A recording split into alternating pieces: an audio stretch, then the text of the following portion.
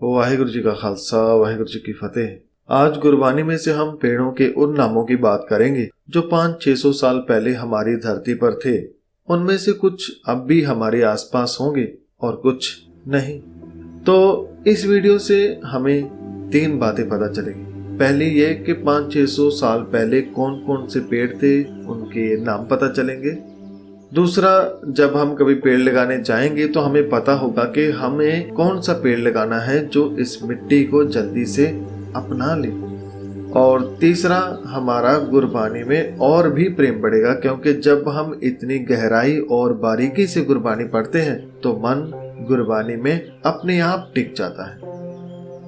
संगत जी, कितनी कमाल की बात है कि जब गुरु साहब गुरबानी को लिखते थे तो आसपास के पूरे माहौल को भी साथ में ले लेते थे, और उसी गुरबानी को पढ़कर हम भी उस माहौल को महसूस कर पाते हैं और साथ ही में हम कुदरत से जुड़ पाते हैं, हम परमात्मा से जुड़ पाते हैं। तो संगत जी, मैं ज्यादा समय ना लेता हुआ सीधा आपको कुछ पेड़ों के नाम बताने जा रहा हूँ जिसका उल्लेख गुरबानी में आया है। सबसे पहले पेड़ का नाम है अगर का पेड़।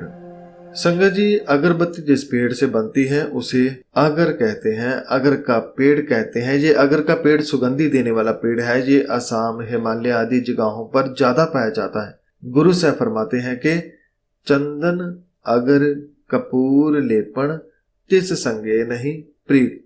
अगर यहाँ पर उस अगर के पेड़ की बात है तो इस श्लोक में धरती का स्वभाव के बारे में बताया है कि यदि खुशबू देने वाला चंदन का या अगर का या फिर कपूर का धरती पर लेप कर दिया जाए तो इससे धरती खुश नहीं हो जाती। और अगर इसी धरती पर हम गंद फेंक दे, मल मूत्र डाल दे तो धरती हमसे घृणा नहीं करती। जैसे धरती को कोई प्रेम करे या घृणा, वह अपना स्वभाव नहीं छोड़ती। हमें भी ऐसे बनना है। आम का पेड़। आम के पेड़ का फल सबने खाया होगा और इसका पेड़ भी बहुत सारे साथियों ने देखा होगा। ये फलदार और सुंदर पेड़ है, जिस कारण इसके फल को भारत का राष्ट्रीय फल भी कहा जाता है। इस पेड़ का नाम भी गुरबानी में आया है। गुरबानी में इसका नाम अम्ब भी आया है और आम भी आया है। जैसे मैं एक पंक्ति लेता हूँ। कबीर फल लागे फलन, पाकण लागे आम। अर्थात आम जब पक जाता है तो उसे छांट लिया जाता है और मालिक के पास वही फल पहुंचता है जिसमें कोई दाग धब्बा ना हो। ऐसे ही हम में से भी वही मालिक के पास पहुंचेंगे जिनके जीवन में कोई दाग धब्बा विकार नहीं होगा। सिम्मल का पेड़। सिम्मल को सिम्बल भी कहते हैं, सेमल भी कहा जाता है। इस पेड़ का नाम भी काफी बार गुरबानी में आया है। इस पेड़ का तना, टहनियां और पत्ते भी नुकीले होते हैं और इसके फल और फूल लाल रंग के दूर से देखने में सुंदर लगते हैं, जिसे खाने के लिए पंछी आते हैं। मगर उनके फलों व फूलों में केवल रुई होती है, कुछ खाने की चीज नहीं होती, जिस कारण पक्षियों को निराश होकर वहां से जाना पड़ता है। गुरु साहब इसी की उदाहरण लेते हुए फरमाते हैं कि सिम्मल रुख शरीर मैं जन देख पुलन्ने हैं। अर्थात मेरा शरीर तो विकारों से भरा है। मेरा शरीर सेमल के पेड़ जैसा है। जैसे सेमल के फलों को देखकर पक्षी धोखा खा जाते हैं, वैसे ही मुझे देखकर इंसान भूल कर जाते हैं। बबूल का पेड़। बबूल का पेड़, इसका एक और नाम है कीकर, जिसे पंजाबी में किक्कर कहते हैं। यह भी बहुत पुराना वृक्ष है। पहले लोग इसकी पूजा भी करते थे। इसे बहुत शुभ माना जाता था। इस पेड़ से गोंद भी मिलती है, इसकी दातुन भी अच्छी होती है, इसका कोयला भी बनता है। और गुरबानी में इसके बारे में बाबा फरीद जी फरमाते हैं कि फरीदा लोड़ दाक बिजोरियां किक्कर बीजा जट। इसका भाव अर्थ है कि जो बीजा है वही मिलेगा। ऐसा नहीं कि बबूल बीजो और मिले अंगूर दाखे। इंसान जैसा कर्म, जैसा बीज बोएगा वैसा ही फल उसको मिलेगा। केले का पेड़। गुरबानी में केले के और भी नाम आए हैं, जैसे कदली और कजली। केले को कुछ लोग पेड़ भी कहते हैं और कुछ इसे पौधा भी कहते हैं। गुरबानी में इसका फरमान है कि कबीर मारी मरो कुसंग की केले निकट जो बेर। संगत जी, इस पंक्ति के अर्थ जब बेर के पेड़ के बारे में बात करेंगे तब करूंगा, क्योंकि वहां भी यही पंक्ति ली गई है। खजूर। खजूर का पेड़ ताड़ प्रजाति का होता है। इसे मीठा फल लगता है। वह गर्मी में ज्यादा होता है। गुरबानी में इसका नाम 2 बार आया है और एक बार इसके फल का नाम भी आया है।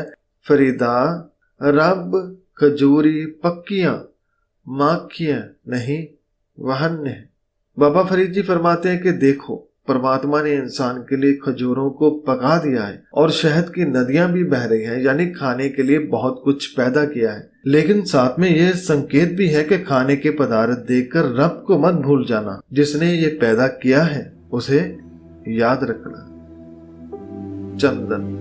चंदन बहुत पुराना पेड़ है। इसका नाम गुरबानी में बहुत बार आया है। इसके बहुत सारे नाम हैं, जैसे चंदन, मैलागर, चंदन, परमलय, बावन आदि बहुत से नाम आए हैं। इस पेड़ की लकड़ी सबसे महंगी है और गुरु साहब ने बहुत बार हमें समझाया है कि चंदन के जैसे बनो, जिस पर अगर सांप भी लिपटे रहे फिर भी वह सुगंधी देना नहीं छोड़ता और जो उसके पास रहता है वह भी सुगंधी देने लग जाता है। गुरु साहब फरमाते हैं कि चंदन गंध सुगंध है, बहु वासना बहकार। अर्थात जैसे चंदन की सुगंधी श्रेष्ठ है, सभी को भाती है, ऐसे ही परमात्मा के सेवक होते हैं। पलाश का पेड़। पलाश के पेड़ का नाम गुरबानी में आता है। गुरबानी में इसे पलाश कहा जाता है और टाक भी, टाक पलाश। इसके फूलों को टेसू के फूल कहा जाता है। यह भारत में काफी स्थानों पर पाया जाता है। गुरबानी में इसका नाम दर्ज है। कबीर चंदन का बिरवा पला बेड़ियों टाक पलाश। अर्थात पलाश के पेड़ों से यदि चंदन घिर भी जाए फिर भी वह सुगंधी देता है।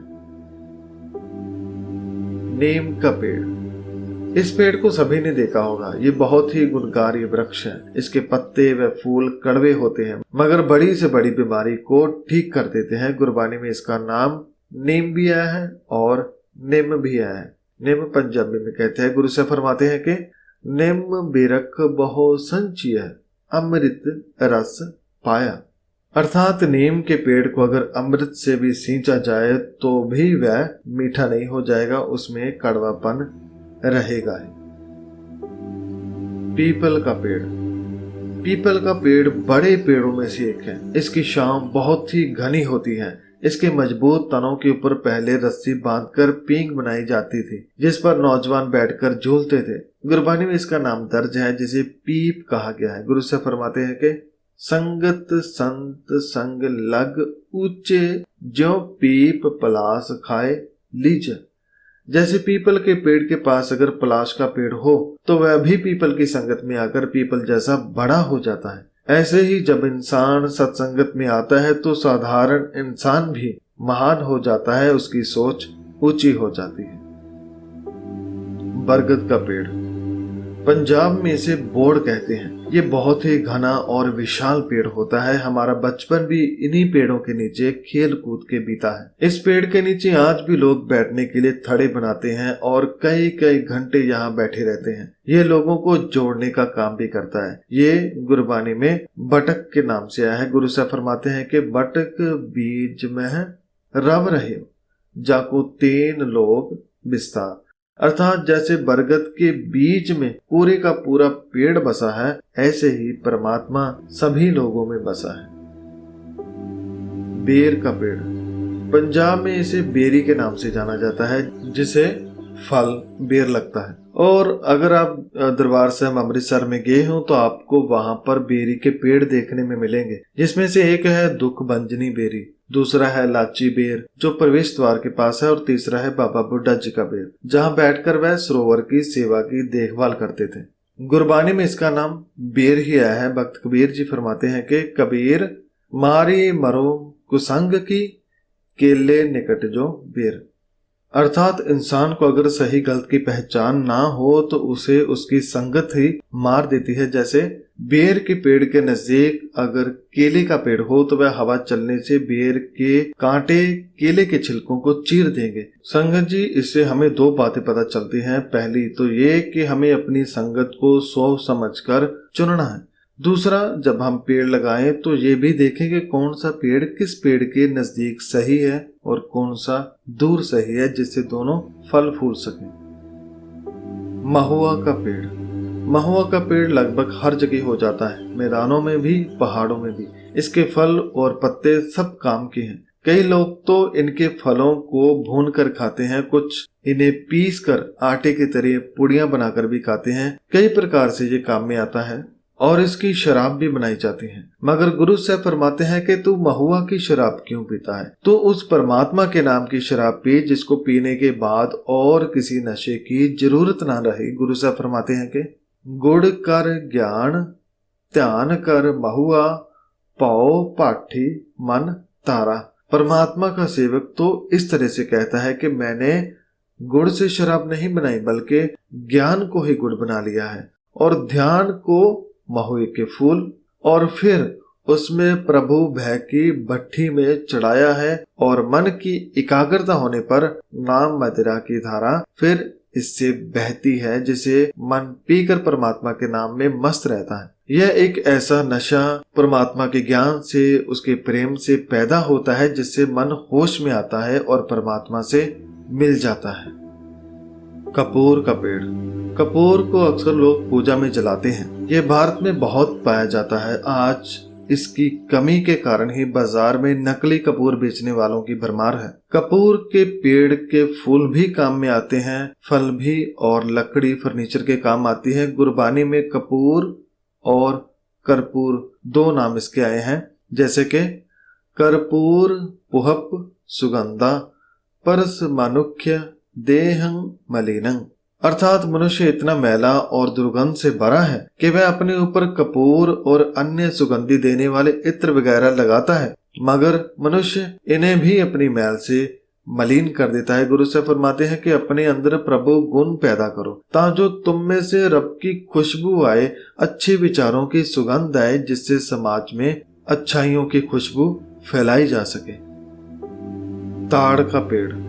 यह पेड़ देखने में नारियल के पेड़ जैसा लगता है मगर दोनों में काफी अंतर है। ये पेड़ के पत्ते, तना, रस सब काम में आता है। लोग इससे शराब भी बनाकर पीते थे और पुराने समय में इसी पेड़ का कागज बनाकर इसके ऊपर ग्रंथ लिखे जाते थे। गुरबानी में इसका नाम तार आया है, जैसे कि तर तार अपवित्र करबानी रे, जैसे कागरा कर्त विचारन, अर्थात ताड़ के पेड़ को अपवित्र माना जाता है क्योंकि इसकी शराब बनाई जाती है। मगर साथ ही में फरमाते हैं कि इसी पेड़ से जब कागज तैयार करके उस पर परमात्मा की वाणी लिखी जाती है तो लोग इसे ही पूजने लग जाते हैं। कहने का अर्थ है कि इंसान तो वही रहता है, यदि इंसान अपने मन पर परमात्मा का नाम लिख ले, उससे एक हो जाए, तो वह मलिन तन भी पवित्र हो जाता है। नारियल। इसी तरह नारियल के फल का नाम भी आया है, जिसे गुरबानी में नालियर कहा गया है, जैसे कि नालियर फल सेबर पाका मूर्ख मुग्ध गवार। जो लोग कर्म कांडों में फंसे हैं वे अंधे हो चुके होते हैं। वह लोग नींबू को आम कहते हैं और सिंबल के पेड़ को नारियल का फल वह कहते हैं। कहने का अर्थ कि जैसे उन्हें सिखा दिया जाता है वैसे ही वह करते हैं। वह सच्चाई से कोसों दूर हो जाते हैं और हमें ऐसे नहीं बनना है। मेहंदी का पेड़। मेहंदी का पेड़ छोटा पेड़ होता है, कुछ लोग इसे पौधा भी कहते हैं। इसकी पत्तियों को सुखाकर पाउडर बनाया जाता है और आप सब जानते हैं कि मेहंदी को बहुत सारे लोग अपने अंगों पर लगाते हैं। मेहंदी ठंडी होती है। गुरबानी में इसका नाम मेहंदी ही है, जैसे कि गुरु साहब फरमाते हैं कि नानक मेहंदी करके रखिया सो सह नदर करे। गुरु साहब फरमाते हैं कि दुनिया हाथों में मेहंदी लगाती है, लेकिन मैंने खुद को ही मेहंदी बना लिया है ताकि परमात्मा मुझ पर अपनी कृपा दृष्टि कर दे।